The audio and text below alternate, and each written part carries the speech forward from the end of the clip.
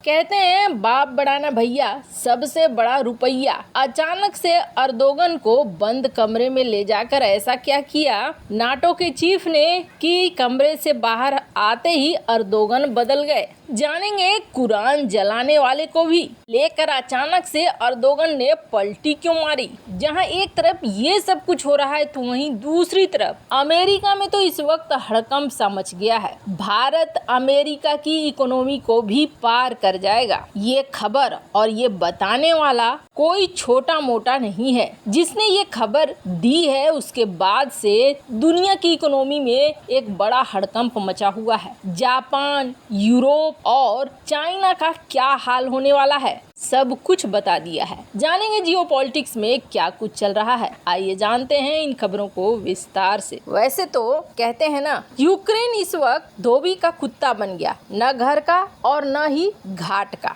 Ukraine को लेकर सीधे सीधे ये कह दिया गया अमेरिका की तरफ से कि अभी यूक्रेन वो देश नहीं है जिसे नाटो में शामिल किया जा सके। कहने का मतलब है कि तुम नाटो के लायक नहीं हो। सारा कुछ गंवाने के बाद जिस चीज के लिए यूक्रेन ने सब कुछ गंवाया और उसे लास्ट में कुछ भी नहीं मिला। नाटो की एक बैठक हो रही है और आज से ही शुरू हो रही है। ये जो देश देख रहे हैं लिथुआनिया, यहाँ पर ये शिखर सम्मेलन बेहद महत्वपूर्ण है क्योंकि इस मीटिंग में बहुत सारी चीजें नई निकल कर सामने आएंगी। जैसे कि फिनलैंड तो शामिल हो गया नाटो में। अब फिनलैंड को लेकर क्या करना है, यहाँ कब कितनी संख्या में सेना की तैनाती करनी है। वहीं दूसरी बड़ी बात यह है कि स्वीडन को लेकर एक क्वेश्चन बना हुआ था कि स्वीडन को तुर्की शामिल नहीं होने देगा नाटो में। ऐसा क्यों? ऐसा इसलिए कि स्वीडन में आजकल कुरान जलाने की घटना बहुत ज्यादा चर्चा में है। स्वीडन में हाल ही में कुरान जलाया गया और कुरान जलाने के बाद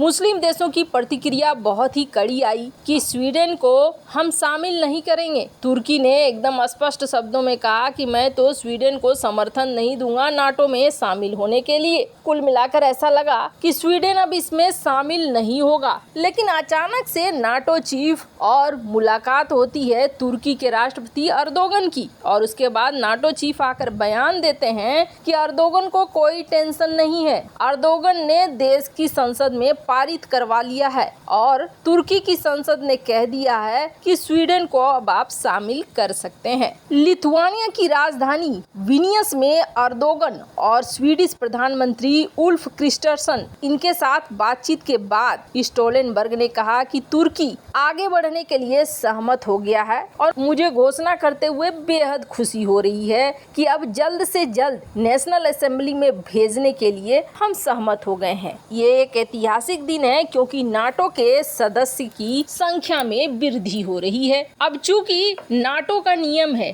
अगर एक भी सदस्य मना कर देता है तो नाटो में एंट्री नहीं होगी। अब चूंकि यहाँ पर सारे राजी हैं तो फिर क्या होगा। 32वां सदस्य बनने जा रहा है स्वीडन। और आपको बता दें अब अंदर खाने क्या बात हुई है। पिछले 50 साल से तुर्की एक शर्त रख रहा है और ये शर्त क्या है, तुर्की अपने लिए फायदे के लिए रख रहा है, स्वीडन को रोकने के लिए नहीं या कुरान जो जला है उसके लिए नहीं। तुर्की 50 सालों से यूरोपीय यूनियन को कह रहा है कि आप मुझे भी यूरोपीय यूनियन का सदस्य बना लो। यही मांग वो बार बार रख रहा है। अब कहा जा रहा है कि या तो तुर्की को यूरोपीय यूनियन का सदस्य बना लिया गया है या फिर तुर्की के ऊपर ये दबाव डाला गया है कि अगर तुम बाधा खड़ा करते रहोगे तो हम तुम्हें नाटो से निकाल कर बाहर फेंक देंगे। अब यही दोनों में से कोई एक बात हुई है जिसकी वजह से तुर्की ने अचानक से पलटी मारी है। उसके लिए बाकी चीजें इस वक्त मायने नहीं कर रही हैं। जहां एक तरफ यहाँ ये सब हंगामा मचा हुआ है तो असल वाला हंगामा तो भारत ने मचा रखा है। क्या भारत की इकोनॉमी अमेरिका को भी पार कर जाएगी? एक बार को आपको अपने कानों पर यकीन नहीं होगा, लेकिन हाँ ये बिल्कुल सच है क्योंकि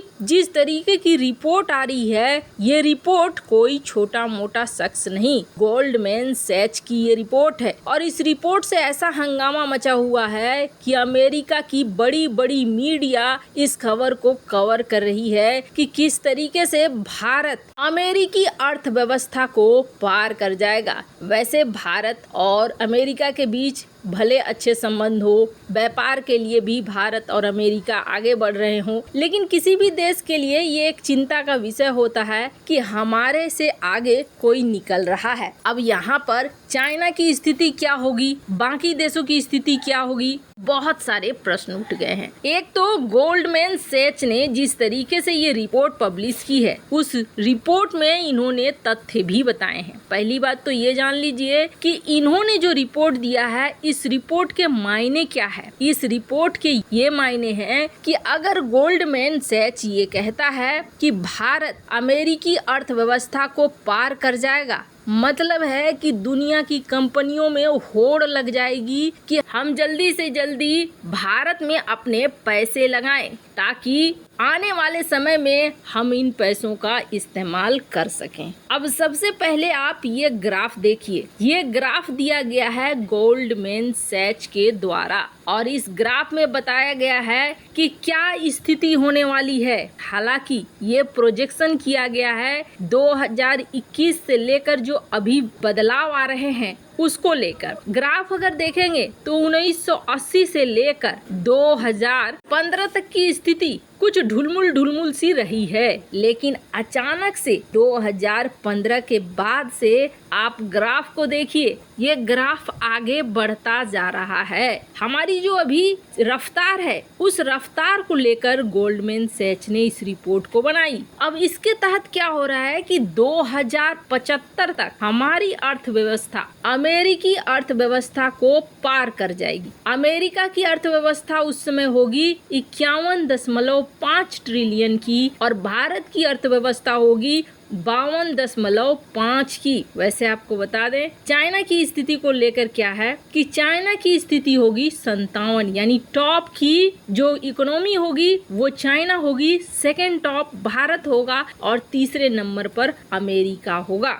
चौथे नंबर पर पूरा का पूरा यूरोपीय यूनियन होगा और यूरोपीय यूनियन की अर्थव्यवस्था होगी 30 ट्रिलियन की। सबसे खराब स्थिति किसकी होगी? सबसे खराब स्थिति जापान की होगी, क्योंकि जापान की अर्थव्यवस्था एक समय के बाद बहुत धीरे धीरे बढ़ेगी। ये जो रिपोर्ट है, ये जो फोरकास्ट है, ग्राफ है, इस ग्राफ ने तहलका मचा दिया है। अब इन्होंने रीजन भी बताए हैं, कारण भी बताए हैं कि क्यों भारत की अर्थव्यवस्था बहुत तेजी से बढ़ेगी। इन्होंने बोला है कि सिर्फ अर्थव्यवस्था ही नहीं, भारत की जनसंख्या भी बढ़ेगी और भारत की जब जनसंख्या बढ़ेगी तो ज्यादातर चीजें ये अपने ही देश में इस्तेमाल करेंगे। मेक इन इंडिया कार्यक्रम के तहत इनको बहुत ज्यादा सफलता मिलेगी। बाकी अपने लिए इनके पास बाजार तो है ही, दूसरों के लिए चूंकि इनके पास वर्क फोर्स बहुत होगा, मैन पावर बहुत होगा, तो ये बड़ी आसानी से सप्लाई भी करेंगे। खैर, वैसे इन सब मामले में आपकी क्या राय है, कमेंट कर जरूर बताएं। जल्द मिलते हैं अगले वीडियो में नई खबर के साथ।